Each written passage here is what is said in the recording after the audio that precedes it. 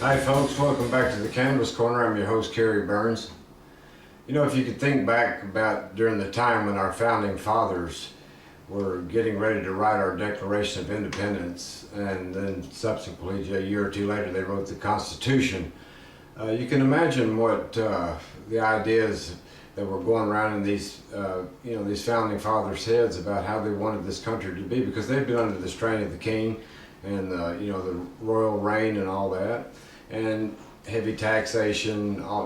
They could see the writing on the wall, and they thought that America should be something way better than that. And one of the underlying themes all the way through when they were writing the Declaration of Independence and later on our Constitution and forming the original colonies, was this idea of freedom of choice. And this is not a very difficult concept at all, and that's basically what freedom is all about, is that a person is allowed to make freedom of choice for themselves, not for someone else, not for their neighbor, not for their little brother, their older sister, or whatever.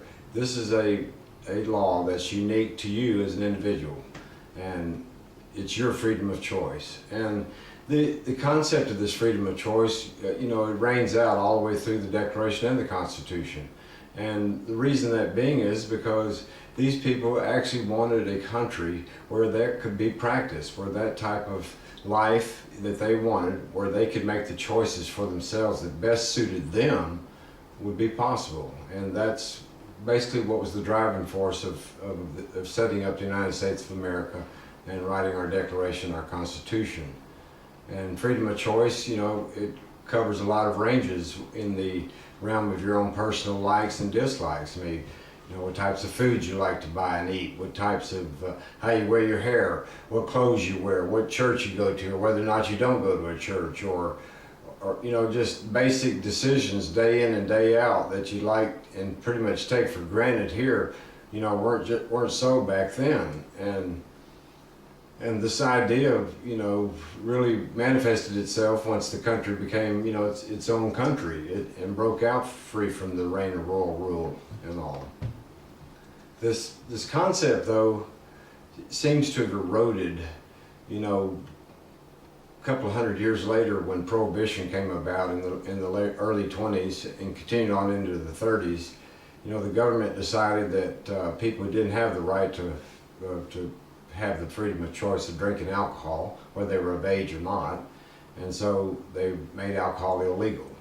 And we've talked about this story time and time again about all the gangs, how they formed, and all the criminal activity and all the people that were being murdered, to sustain such a type of criminal activity and all this was based on the illegal control of the alcohol market after the government made it illegal.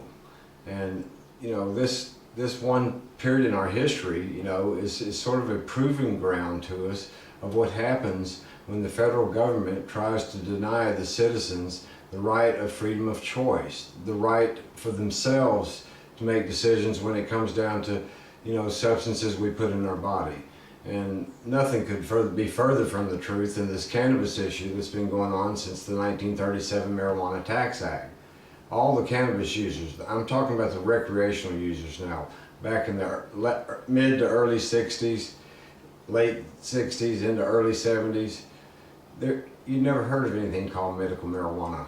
But there were a lot of us, like myself, that were herbalists that we knew what type of, what an extreme herb this cannabis material was. Yes, he got us stoned and made us feel good, and we enjoyed it, and camaraderie that we shared with all of our friends, smoking with them and all that. Yes, all that was wonderful. We never did even understand how they could even make something like that illegal when alcohol was just pouring out of every store at every corner. But we've all been through that battle many, many times, and it's all part of the control. But we have this time in our history during Prohibition where it laid down pretty much the framework of what's going to happen when you make a substance illegal.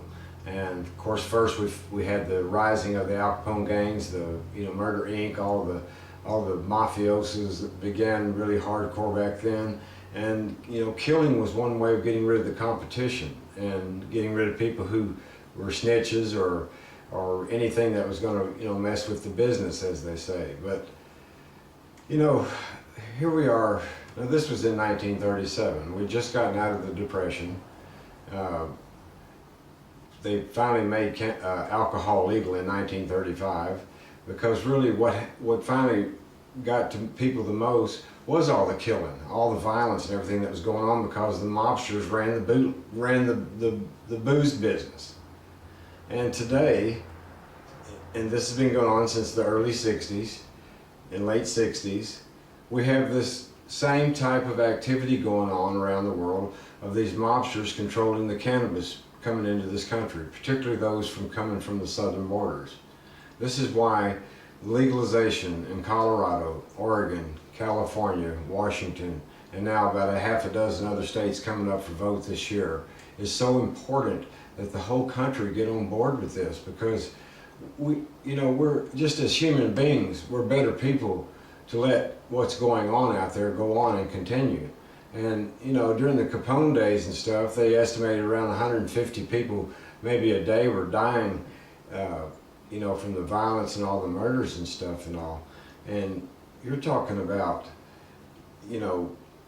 those numbers easy south of the border. 1,000, 2,000 people a week are dying down there from just vicious murders, just for people for the sake of killing, and whether they're competition or not.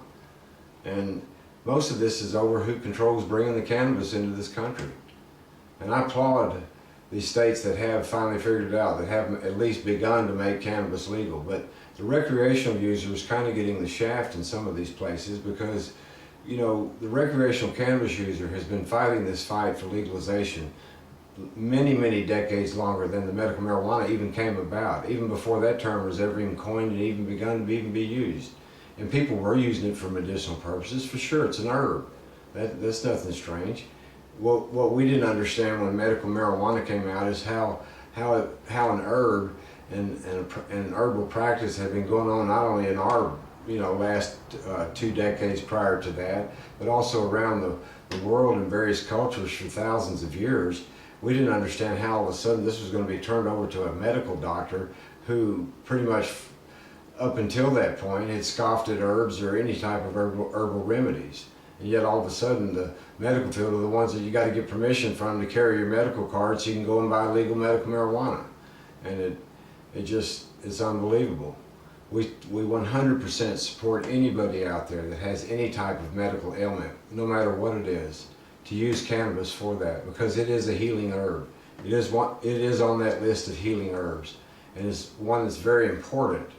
But we don't condone the fact that medical marijuana is the reason that it should be legal, because the recreational users like myself, we've been battling this battle for a long time, the late 60s, early 70s and on. And this was way before medical marijuana even became an idea to anybody.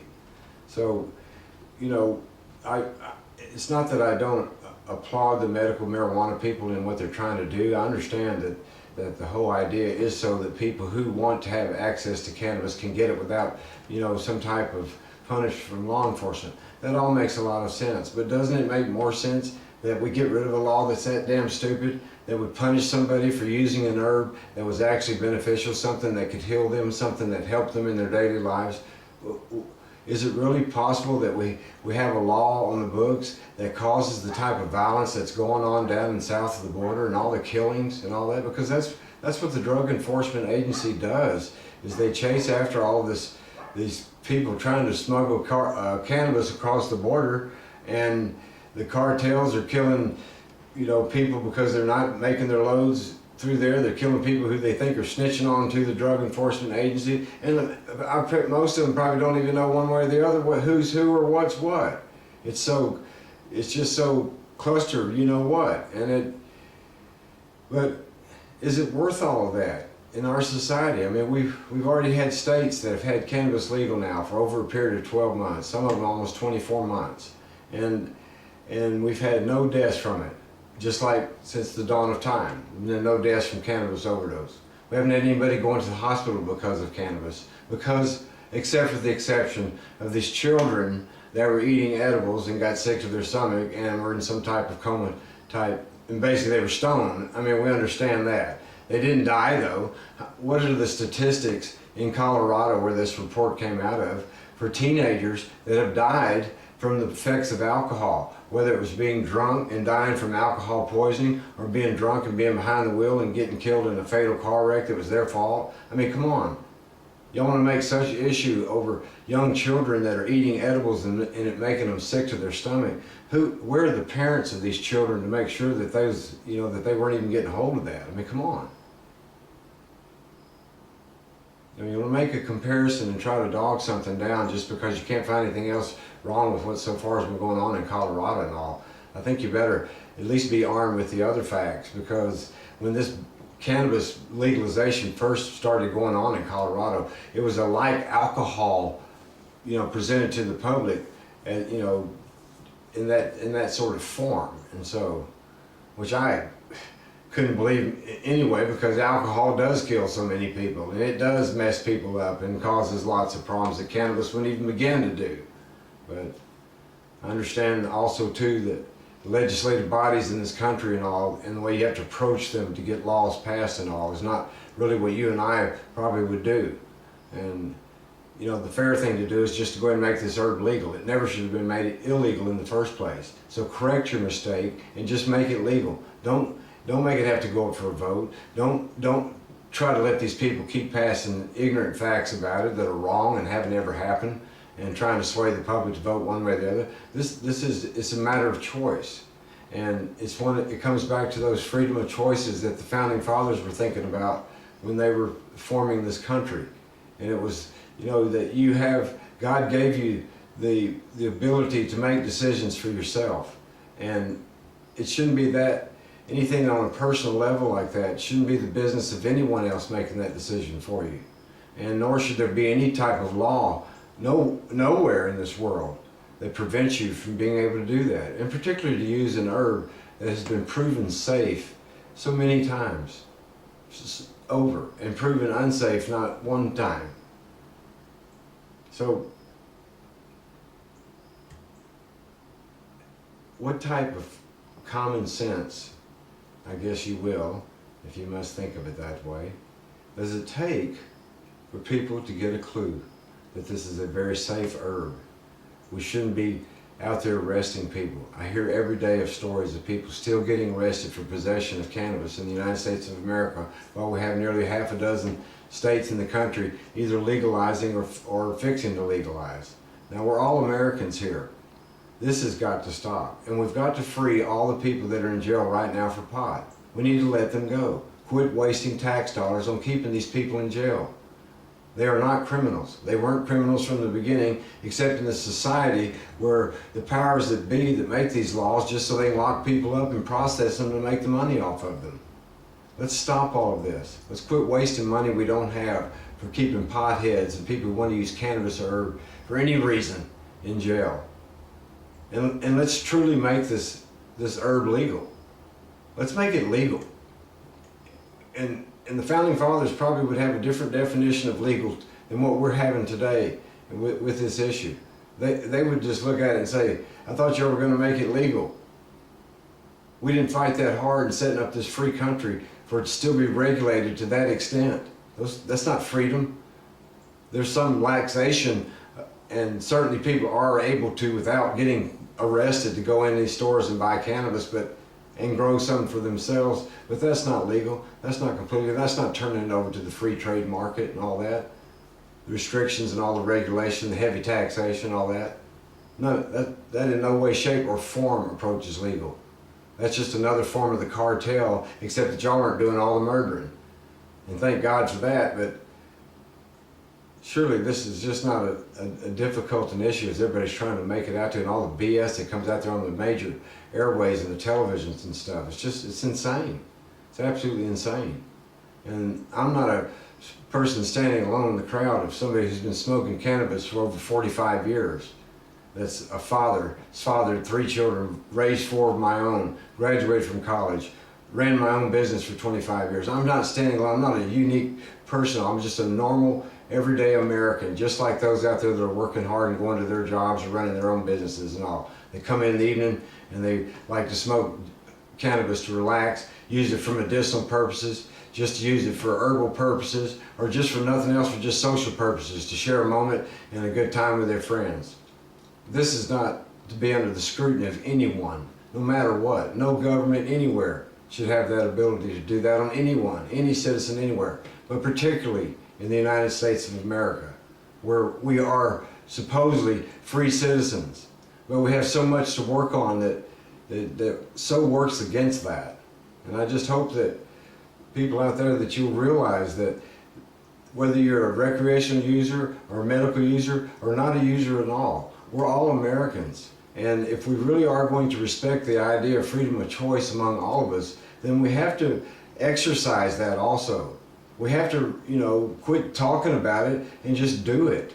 And quit putting these people in jail for this herb. It's absolutely insane. There's nothing more crazy than that, except for spending all the money that we're spending to keep them housed up as prisoners when they're not even prisoners at all. I do hope that these passages does go through with these other states that are considering legal cannabis here later this year, and hopefully this will be a signal to the rest of the United States. Get off your you-know-what and get this done. It's ridiculous.